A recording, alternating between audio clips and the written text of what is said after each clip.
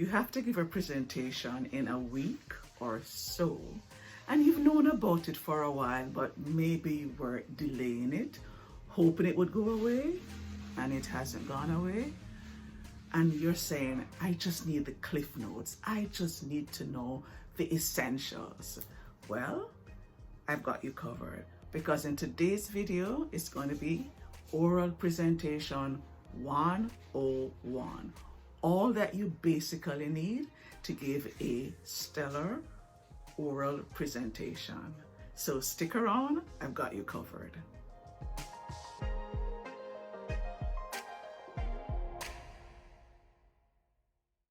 Hello everyone, I'm Tanya. And for those of you who don't know me, I'm a corporate trainer as well as a college instructor. I've been teaching for the last 31 years, and I teach various forms of communication. I teach oral communication, which involves public speaking and storytelling.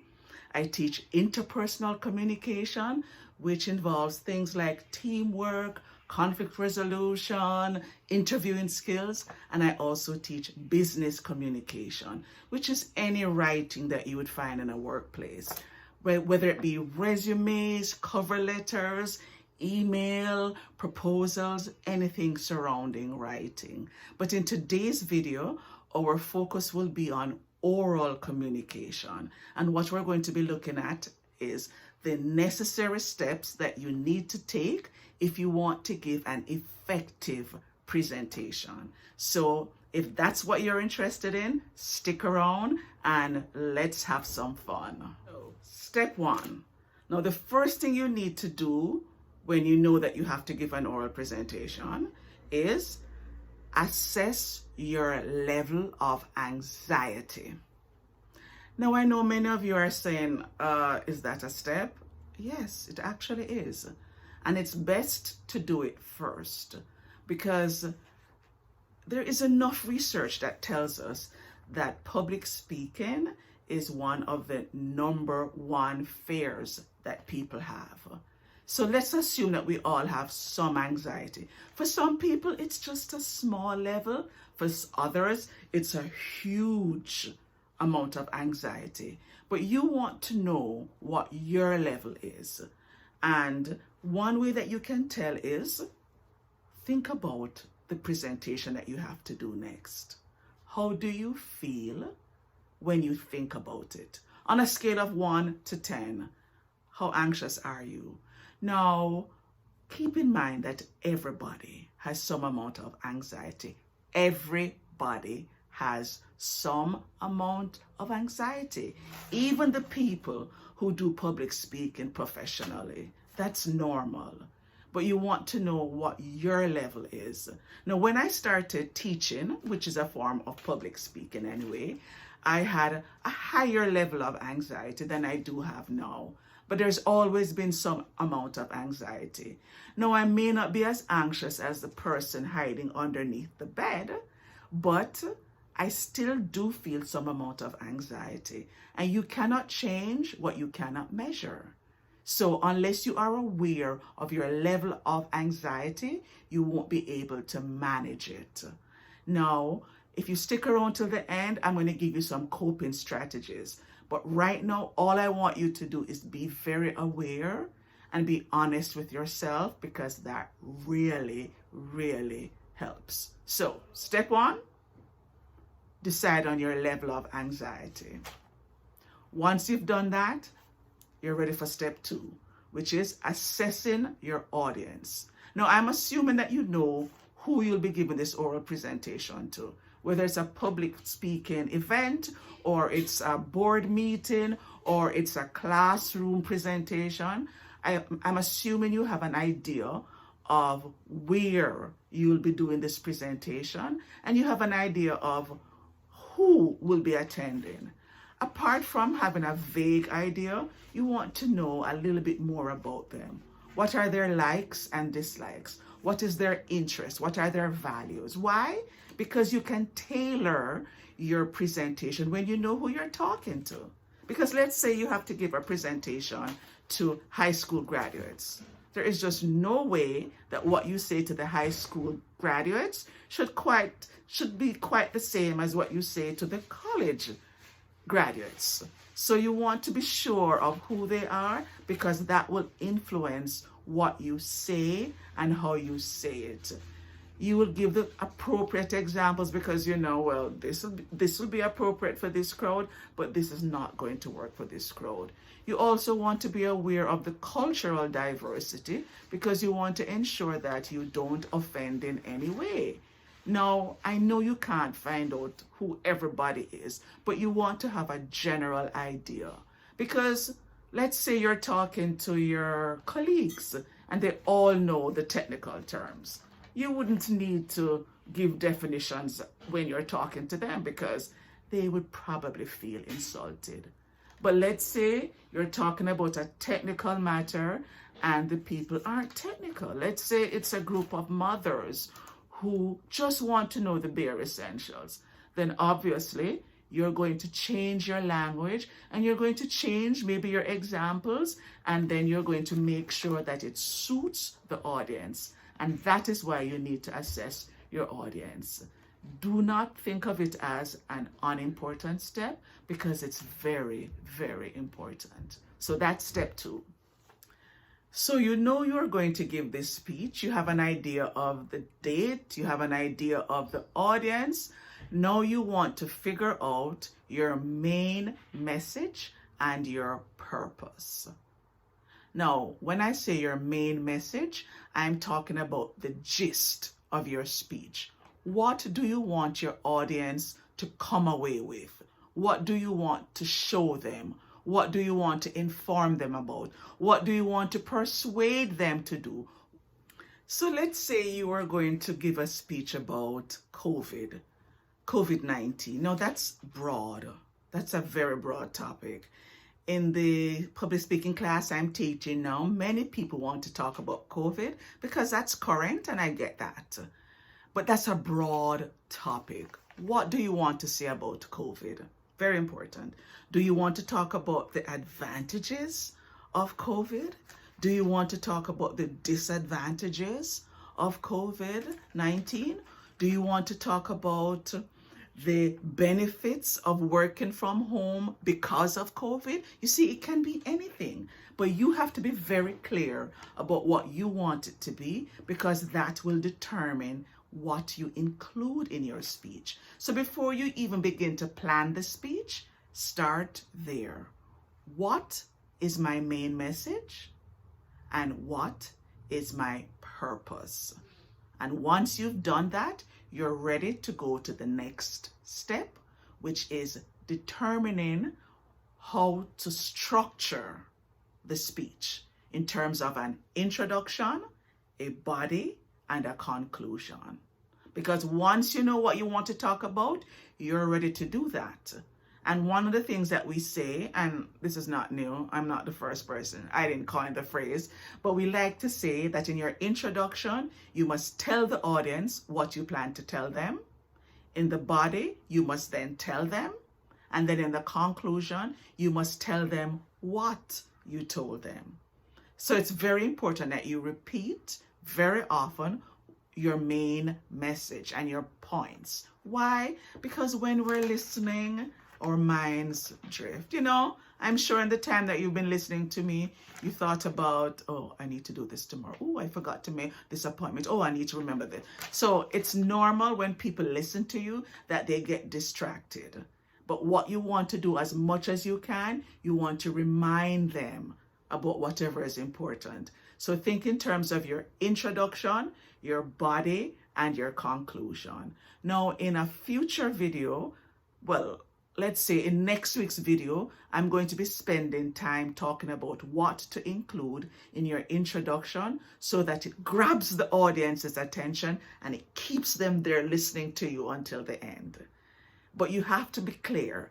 Introduction, body, and conclusion. And in a future video, I will also talk about what to do in the body and what to do in the conclusion. But in next week's video, we'll be talking about how to make the introduction dynamic so that people will want to listen and people will be interested. But for now, let's stick to point 4. Now, once you have figured out the structure, you want to look back at your notes and you want to decide on where to include visuals. And that is step 5.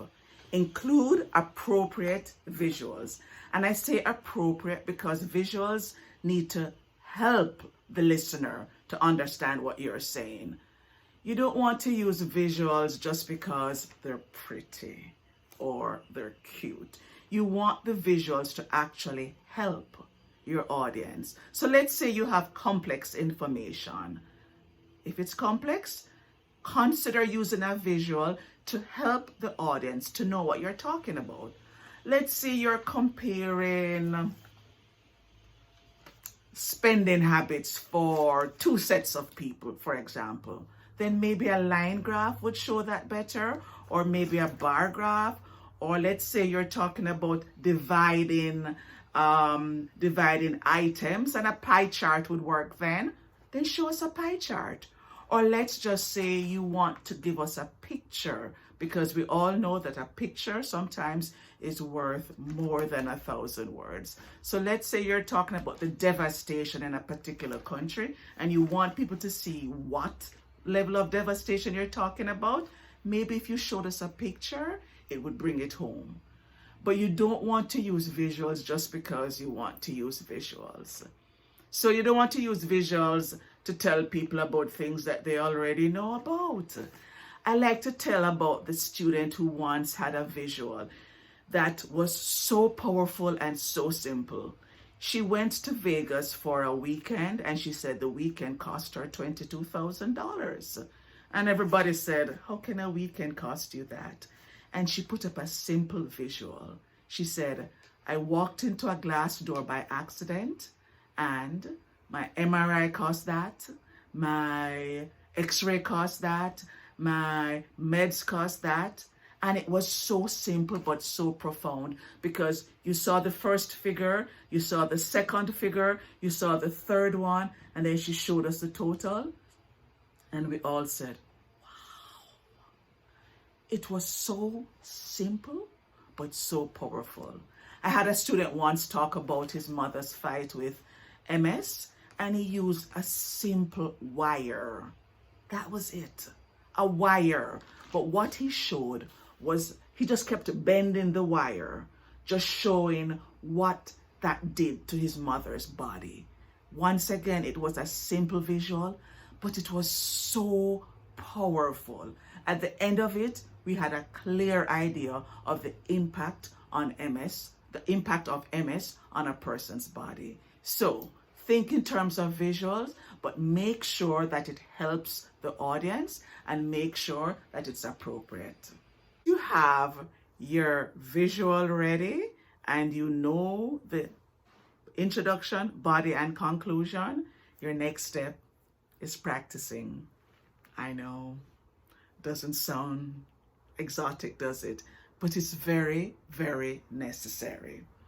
Now, Chris Anderson, the curator behind TED Talks, he says that the average speaker, and I'm just telling you what he says, the average speaker practices dozens of times, dozens, that's more than 12 then, and they practice for 6 to 9 months. I'm going to let that sink in. 6 to 9 months. Now, I'm not saying you need to spend 6 to 9 months, but what I am saying is that you have to spend a lot of time practicing. Not once, not twice, not thrice, but a lot more than that. You need to try giving your speech in front of your friends, your family members. You need to do it with many people. Ask them for feedback. Try out something. Say to them, did you think this worked?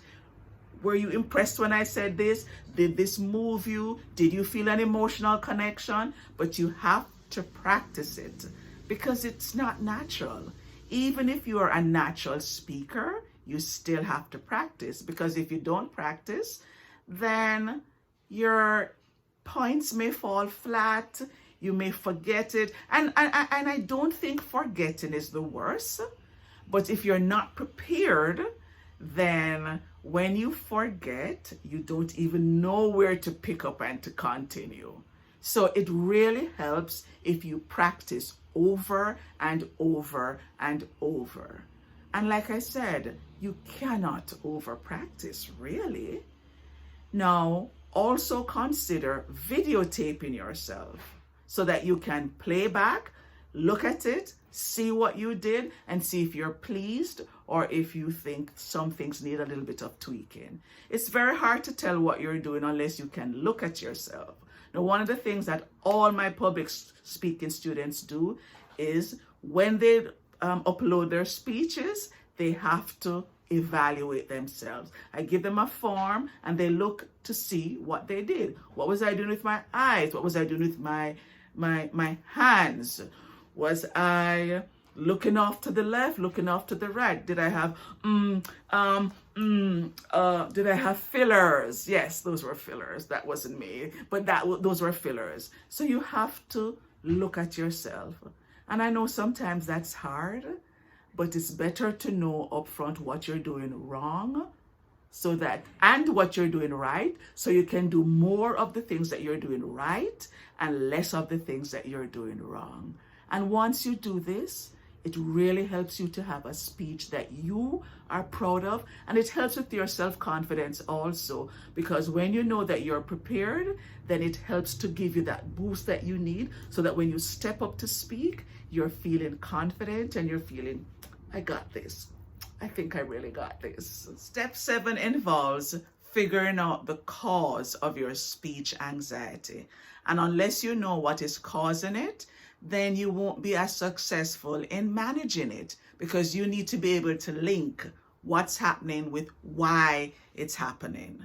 Now, it's said that there are 3 causes of speech anxiety. The first one is called excessive activation, where people begin to sweat more and their hands shake and they tremble, and some people even cry. I have seen that in my public speaking class. Now, that usually may need a little bit more attention, and you may find that you have to do breathing techniques and meditation. I would say, though, that from what I have seen from my 20 years of teaching, most people are not that extreme in public speaking. And if you are, then there are ways and there are people who can help with that. The second cause, in many cases, is what people consider to be poor public speaking or poor communication skills, where they don't know what to say. And that is easily addressed.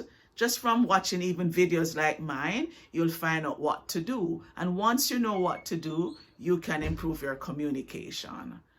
Now, the third one is where most people need to spend some time. And it's working on the negative thoughts that they have allowed to fester. Oh, they're going to laugh at me. I'm going to forget what I'm saying. Nobody's going to be interested. Those are the negative thoughts that need to be managed. And a lot of times, by managing them, what you do is you replace them. I'm not just saying replace them with positive thinking, but you want to write down those thoughts, because many times they are illogical.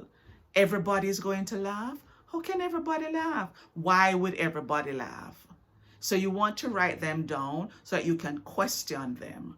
So apart from everybody laughing, you say, I'm not going to remember anything. Nothing? Why would you remember nothing? And if you think you're going to forget, what about cue cards? What about some reminders? What about practicing more? I'm not saying that will solve it, but what I'm saying is you need to work on the negative emotions and the negative thoughts. And when you do, you will be on the road to feeling a lot more confident. Now, it doesn't mean that you're going to be rid of your speech anxiety just like that, but it means that once you are aware of what you're doing, you're better able to help yourself. Now, in summary, let me just tell you that once you do all of these things, you will definitely have a better presentation than you would have had if you were not prepared. Now, once you begin to practice and practice and practice, you will get better and better and better. You have to be confident that you will get better, and you have to keep practicing. Videotape yourself, look at yourself, critique yourself, ask others to critique you. Don't be afraid of the criticisms, but allow yourself to learn from your mistakes. Once you do, you will definitely see growth. So, thank you for watching. That was Oral Presentation 101. If you follow these steps, you will definitely be a better presenter. And before you go, please remember, like, share, comment, and subscribe. Where you see my face, click the button and stay tuned for more videos on different forms of communication, which will help you to have a greater impact at work and in life in general. So until I see you in the next video, bye for now.